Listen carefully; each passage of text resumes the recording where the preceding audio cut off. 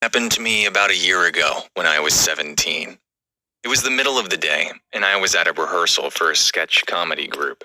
It was lunchtime, and my friend, let's call him Ron, asked if I wanted to go with him to get something to eat. I agreed, got in the passenger seat of his car, and we started looking for a fast food place. Ron spotted a Wendy's nearby and asked if I wanted to eat there. I said, sure. When we got inside, there was a short line. One person in the line stood out to me.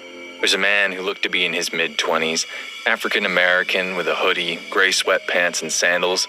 He looked normal, nothing out of the ordinary, but I had a gut feeling that there was something wrong here. Something about it just felt off. When it was our turn to order, the man left through a side door that was on the opposite side of the building from the entrance that we had used. We ordered our food, and Ron chose a table that was right next to the door the man had just left through. We sat down across from each other. I looked out the window, and I noticed that there was a red bike parked right outside, but I didn't think anything of it. I reached into my bag to grab my food. When I looked back up at Ron, I froze. The man was outside the window, staring at Ron from behind.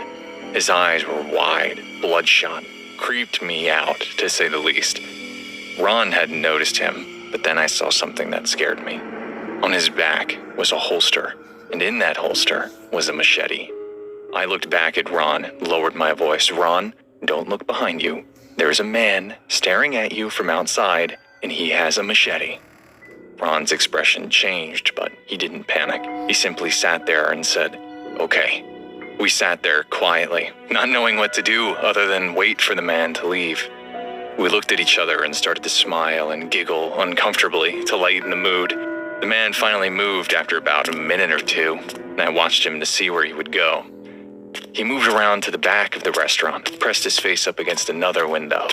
Again, he stared at us with these wide, bloodshot eyes, and I could see the handle of the machete clearly. I tried to think of what I should do next, so I got up and went up to an employee, told him what was happening, and asked him to call the police. He gave me this lazy look and said, I will. I went back to my seat and got an idea. I wanted to take a picture of the man to show the police, but I didn't want the man to know it. So I took out my phone and aimed it at Ron while very subtly angling it to get that creepy man in the background. Smile, I said to Ron. He seemed to understand what I was implying, and he faked a pose. After taking the pictures, I noticed that the few other people in the restaurant still somehow hadn't noticed this man, so I got up and told them. And when they saw him, I could tell that they were frightened. They started to talk amongst themselves about what should they do. Well, I thought about trying to leave, but with the man